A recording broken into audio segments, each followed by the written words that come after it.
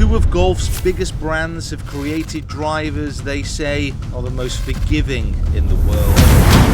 TaylorMade and Ping have both broken the 10K barrier with these clubs. But what does that mean, and should you be bothered? The short answer is yes.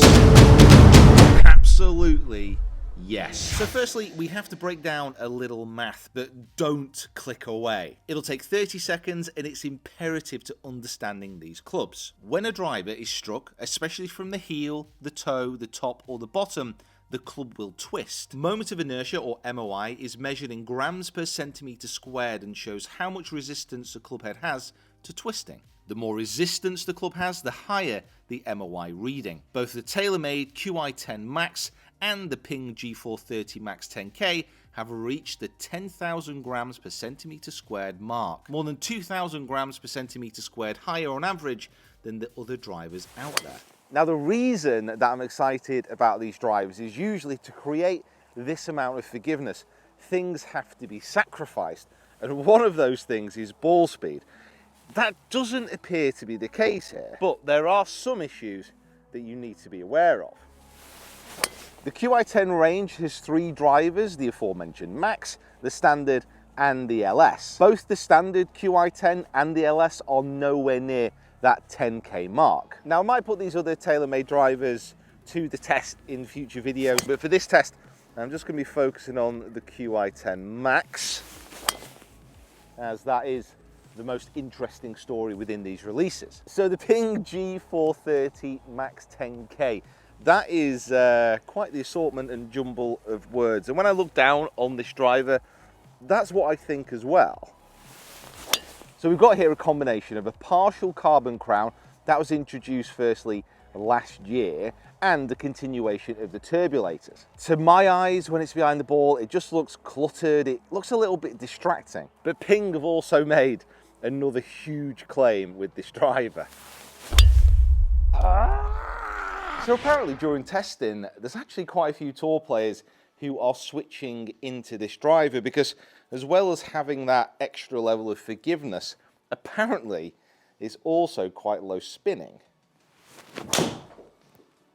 Now, this is strange because a lot of the things that you do to make a driver more forgiving, such as pushing the weight further back and deeper into the head, that should increase backspin. What's also weird is where this driver is going to sit. So the G430 range from Ping, that is going to continue.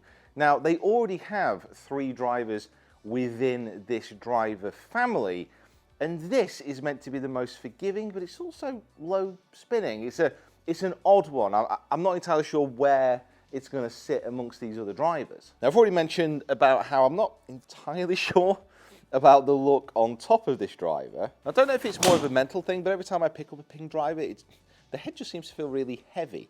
I'm sure it's not in relation to other drivers out there, but the size of it and everything that's on top just maybe slightly cumbersome.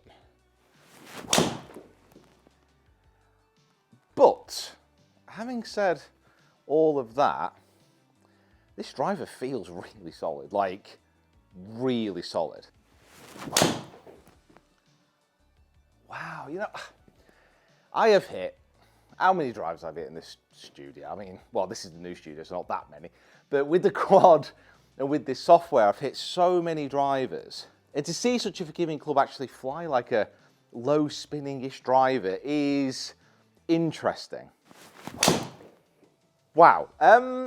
Okay, before I draw any real conclusions with this, let's have a hit of the Qi10 MAX. Now, in comparison to the Ping, the Qi10 MAX actually looks quite sleek. It looks a little bit more refined and also very futuristic with these silver sweeps. And the carbon crown now covers 97% of the area on the top of the club. And that's allowed TaylorMade to redistribute weight around the head and actually make the head massive. I mean, the head is at 460cc. It's at the legal limit, but it's got the footprint of, I don't know, like an elephant. TaylorMade have made a couple of refinements to the club face, but it's practically the same as what it was in previous models, apart from, you know, this completely different color. I say I'm probably more of a fan of the blue than the red. I think this looks really nice, actually. Now, before we do this, I've been digging through the historical records, and there is actually one other driver that has broken this 10K barrier before. Now, that is the PING G430 MAX. So if you do see one of those drivers knocking around, it might be an idea to snap it up. And for that bit of customer information, please give me a subscribe to the channel. We're almost at 600,000. It would be great to have you as part of this community. So after hitting loads of balls with these drivers, I can safely say that these are my favorites to be released this year. And to be honest, probably two of my favorites that have been released in recent years. First up, the TaylorMade. Now, one of the biggest issues since TaylorMade have switched to the carbon face is out of the toe, they've been a bit rubbish. And generally the carbon faces lacked a level of forgiveness, and some of the ball flights which are produced are just a bit odd. The Qi10 MAX is so much better. Honestly, it makes me want to weep just how much better this driver is compared to the other carbon face models. Now, both these drivers that we tested were at 8 degrees using the same shaft and using the Pro V1. Now, that's important as we move forward with this data. So the Qi10 MAX from across the face just felt so good. Probably low heel was the funky area that I found, which could still do with a little bit of work, but generally compared to the other carbon faces, by far the best I've hit. The spin rates on the Qi10 MAX for me were a little bit higher than I wanted to see, swinging at my testing speed this year of 115 miles an hour. However, this driver isn't specifically designed for me and that swing speed. Maybe because of the extra backspin, I saw an absolutely lovely dispersion pattern when I was testing on the GC Quad. And I'll throw up the carry and the total distances of the Qi10. Like I said, with a slightly lower spin rate, I could have got a little bit more distance, but maybe accuracy would have suffered. On a normal day, I would be carrying the Qi10 MAX down the street. People would be rushing out of their homes to welcome it to their neighborhood and just feel so blessed to have it nearby. However, I've not showed you the ping results yet.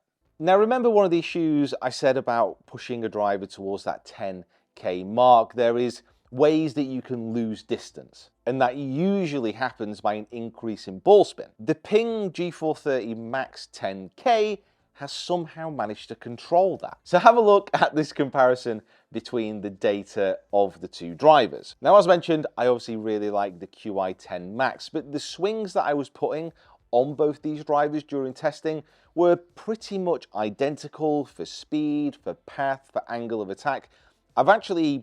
This is probably the best set of data that I've managed to achieve as far as consistency of swings go. Very proud of myself. And as you can see, despite everything being practically the same, the spin rates on the Ping were remarkably lower. I don't really know how they've managed to do this. I can safely say that from across the face, it was just as forgiving as the TaylorMade. Super forgiving. It felt fantastic from toe, from heel, from top, from bottom. Distance didn't seem to be affected. So I can be quietly confident in saying this is the best Ping driver that I've ever tested. For the TaylorMade especially, I was actually quite interested in what this would be like for your average golfer, the golfer that this driver is more aimed at. So I got some of the team in, a range of handicaps to bash away with these two clubs, and they pretty much confirmed what I thought about the TaylorMade model. It's just a marked improvement on previous carbon faces. The Ping is slightly tricky because, as mentioned, where does this sit within the lineup, the G430 lineup? It's so forgiving, and yet I feel it can be used by a majority of golfers. So in conclusion, two absolutely unbelievable drivers, which I'm really impressed with. To check out the new Callaway driver review, click here.